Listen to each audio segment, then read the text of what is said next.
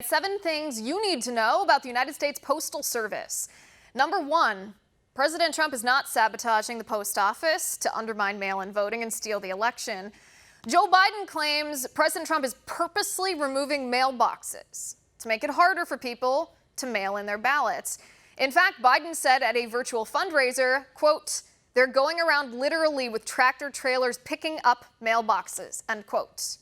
This is the photo that Biden referenced that went viral on social media, but the claim he makes is false. It's actually a conspiracy theory. The truth is, the United States Postal Service is simply replacing old mailboxes with new ones, which is part of their normal routine. The USPS themselves confirmed it. It's as simple as that. Number 2, it is true that the USPS has been in financial crisis for years. They've been operating a net loss for over a decade, thanks to their own mismanagement. In 2019, the post office lost $8.8 billion, and that was the 13th year in a row the post office operated at a loss.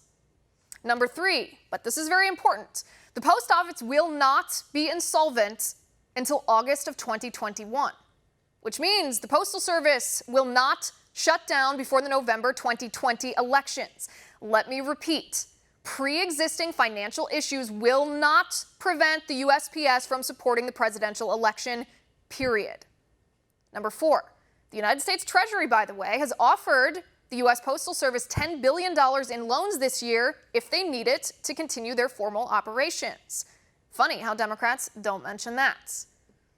Number 5, by the way, the U.S. Constitution permits but does not require the establishment of a postal service in the first place. Number 6, the U.S. Postal Service is supposed to be financially self-reliant. It's not supposed to be dependent on Congress for funding, but due to poor financial decisions by both political parties, the USPS has operated at a net loss for years.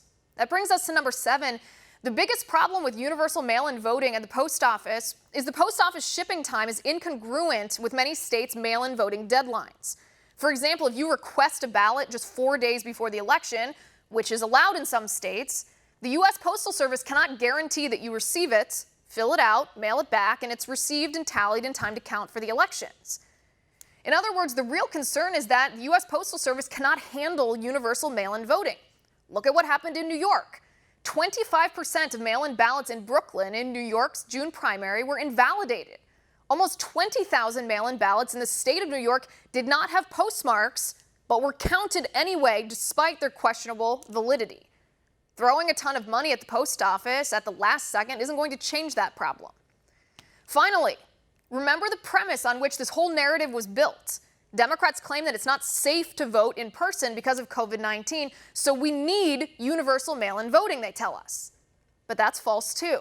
According to studies, after the Wisconsin elections in April, where 300,000 people voted in person in the middle of the pandemic, there was no spike in COVID-19 cases. None. Even Dr. Fauci says there should be no fear for people to go out and vote in person.